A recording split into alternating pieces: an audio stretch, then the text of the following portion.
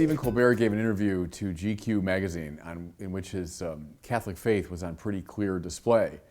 He was talking about a terrible trauma he experienced as a young man. When he was only 10, his father and two of his brothers died in a plane accident.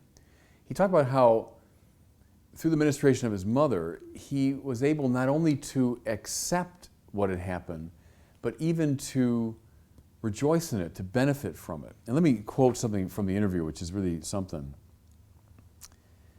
"Boy, did I have a bomb when I was 10. That was quite an explosion." And then he says this, "It's that I love the thing that I wish most had not happened. I love the thing I wish most had not happened."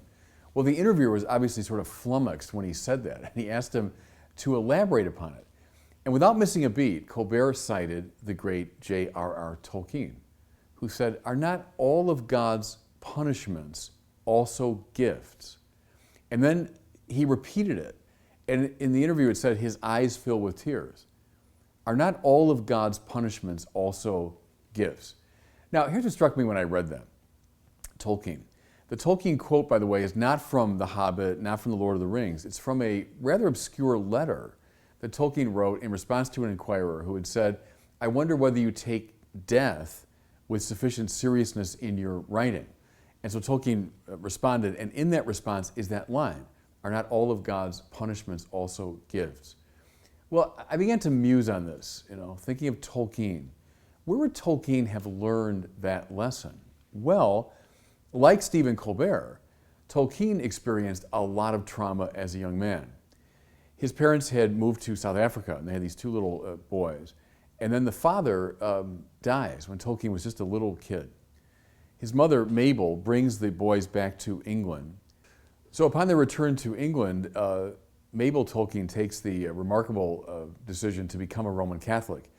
And we say, well, what's the big deal? He had his little minor conversion, but in those days it meant an enormous big deal because she was repudiated by her family. She was ostracized by much of English society. In fact, her family basically disowned her, and she went into real poverty. Well, during that time, this terrible period, she turned to the priests of the Birmingham Oratory and reached out to them for support, both spiritual and financial. Well, in 1904, when she was only 34, Mabel Tolkien died of diabetes. So here she has these two sons now who are orphans. Well, they were taken in by a deeply sympathetic priest of the Birmingham Oratory, whose name was Francis Xavier Morgan. And Father Francis took them in, educated them, and really taught them the lessons of life.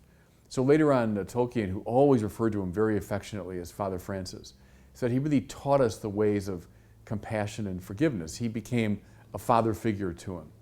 In fact, many people speculate that a lot of the wisdom figures, especially Gandalf in The Lord of the Rings, have a lot of Father Morgan in them. So here's the further question as I mused on all this. So where did Father Morgan learn his spiritual lessons, which he undoubtedly conveyed to the young Tolkien? Because how did the young Tolkien get through all this? How did he learn that all of God's punishments are also gifts? Undoubtedly from Father Morgan. Where did Father Morgan learn it? Well, as I say, he's a priest of the Birmingham Oratory, which had been founded in the mid-19th century by the great John Henry Newman. Newman had just become a Catholic with all of the attendant problems. So Newman was a leader in English society. Becoming a Catholic, he was kicked out of Oxford, he was kicked out of polite society, he could hold no official position. His life was radically compromised. During this period, when the Anglican establishment turns on him, and the Catholics were kind of wary of him, they thought, well, here's this converted, Protestant minister. Newman was going through a real Lent, as he put it. He felt, he said, like Sisyphus at this time. It was a real crisis. During that period, he founds this oratory in industrial Birmingham. And then it eventually grows into being a very important center of Catholic evangelism. Newman, of course, in time becomes again a major figure in English society, but he endured a tremendous suffering during this period. He would have conveyed to his Oratorian brothers and disciples a lesson, it seems to me, that all of God's punishments are also gifts. So, as we keep musing, no Newman, no Birmingham Oratory. No Birmingham Oratory, no Father Morgan. No Father Morgan, no Tolkien learning this important spiritual lesson. Imagine how this orphan child, without the guidance of this figure, probably would have drifted into unbelief or into secularism. So no Father Morgan, no Tolkien with his great spiritual insight.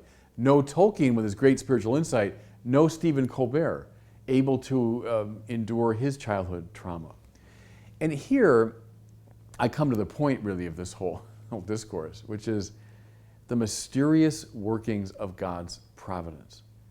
How easy it is for us to say, life is just one thing after another, just a series of unrelated events.